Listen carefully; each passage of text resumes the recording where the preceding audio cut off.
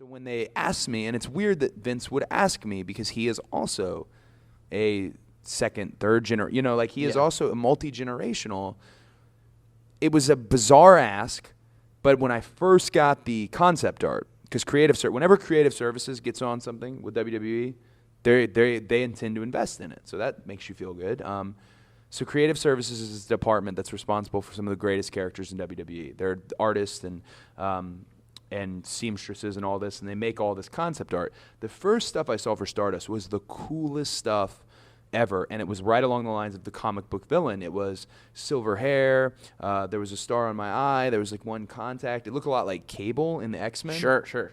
And I was like, oh, I'm going to be okay. Right. I'm going to be okay here. Because that's like, I get to do this, but it's still kind of badass. Yeah. And I was like, oh, I can wear a bodysuit, and like maybe I can like stop working out for a few weeks. Like, I was like, I'm going to be okay. And then like every week he was like, well, this is what he picked, and this is what he picked. And it was like becoming more and more a carbon copy of Goldust. And there's pictures of it online. I don't think any of the boys posted them. At the last minute, I was supposed to have a mask.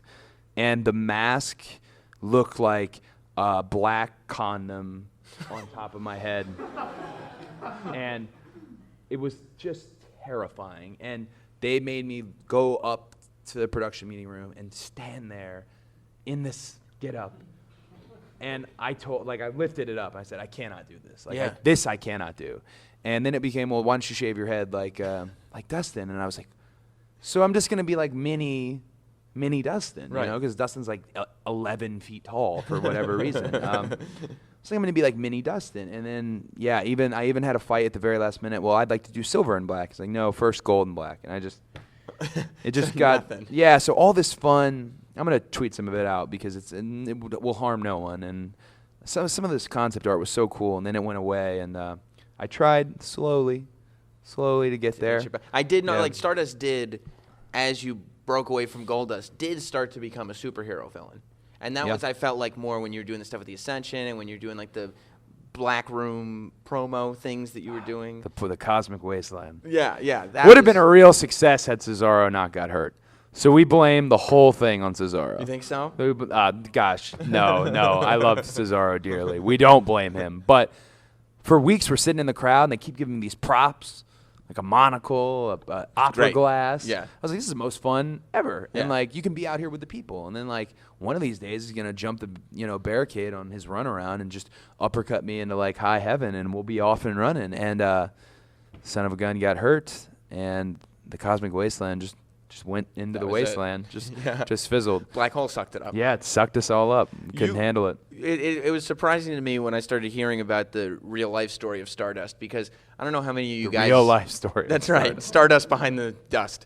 I don't know how many of you guys have seen the interviews that Stardust and I have done, but when Stardust, regardless of whether you were happy in the moment or not, when you talk about a level of commitment, like these press junkets, because you guys see it on YouTube and stuff, but these press days before WrestleMania, before a SummerSlam, it's at 6 o'clock in the morning. Yeah. Like it's first thing in the morning. It's like everybody's exhausted. It's called Radio Row. It's Radio and Row. Nobody wants to do Radio Row. It's interview after interview. Most of the interviews are these like schlocky DJs that don't even really know a lot about wrestling. Like and Stardust is showing up, but like Cody, you showed up ready to go. Full face paint. Yeah. Full gear, like you wake up an hour early to I had make my sure. knee pads on for whatever reason. Well, it's part of the outfit, right? And I was told by a person that nobody asked you to do that. And by the way, I remember because I interviewed you and Dustin on the same day separately, and like he wasn't decked out. Not even a little. No. Like, and that's why I say Dustin, because I wasn't talking to Goldust, and I was like, I mentioned that you had dressed up, and he was like, yeah, I don't know, that's his thing. I don't know why he's doing that really. Why did you?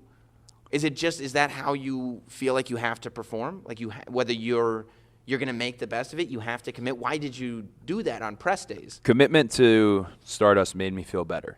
It did? Because I didn't like talking to people as Cody Rhodes, because I thought Cody Rhodes was cooler than Stardust. So I didn't like talking to people as myself about Stardust and about the portrayal of it. I figured, you know what? we're bringing them. Right. We're just gonna go. It's gonna be a Stardust morning. I don't know. There was when you wear a mask in wrestling, whether it's a real mask or whether it's paint, there's a protective barrier where you can do more and you can get away with more and say more and try more stuff out. And that was my chance to do that. I actually am one of the few who looked forward to those. Because if you're not getting like a lot of television time where you're on the mic every week and you're doing like the opening of Raw and stuff like that, you need your reps. You need to learn who you are, what you're saying, what catches on, what doesn't. So I always And it's also like that.